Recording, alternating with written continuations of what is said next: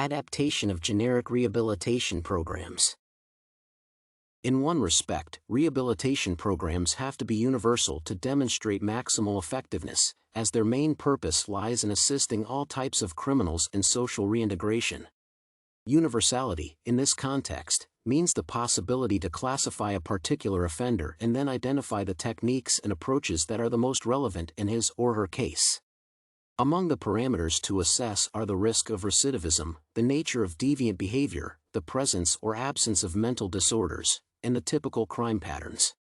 The outcomes of the analysis underline the treatment techniques to apply so that rehabilitation reduces the probability of further offense. The approaches vary from one category to another, thus, violent, sexual, and juvenile criminals require dissimilar treatment, as the root causes of their actions are different as well. Therefore, it is possible to state that the programs theoretically are quite adjustable to various offender populations. In practice, however, the degree of unification apparently is higher than it should be for maximally effective risk management, which results from the dramatic lack of research in certain areas. The relatively small overall number of female criminals in comparison with males, for instance, is the reason why the origin of their behavior is underinvestigated.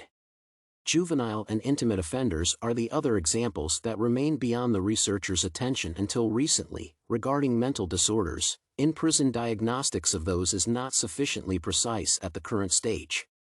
Consequently, many programs apply standardized approaches, in fact, most of which are designed for adult, male, and mentally healthy offenders.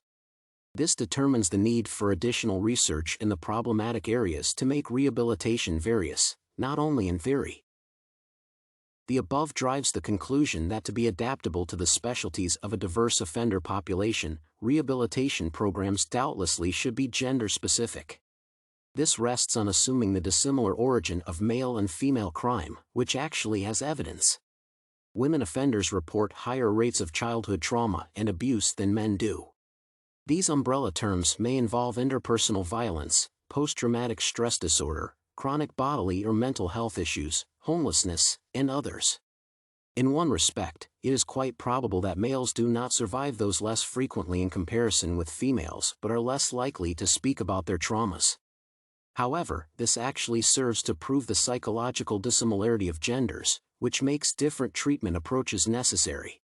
In addition, certain experiences that can influence the human psyche, such as a problematic pregnancy or impotence, are unique. Considering the latter nuances, it is not reasonable to neglect gender in the rehabilitation of offenders. The importance of specific approaches has grown in recent decades, together with female incarceration rates, which have increased around the globe by 53% since the year 2000. In the United States, the number of women in prisons exceeded 230,000 in 2019. This is 7 times more in comparison with the 1980s. Such a substantial addition doubtlessly requires an adequate response from the penitentiary system, whose task, as said above, lies in ensuring that offenders will perform their social functions adequately after release to allow for security. Applying unsuitable approaches to almost 250,000 people cannot be an appropriate solution due to not reducing the recidivism risk.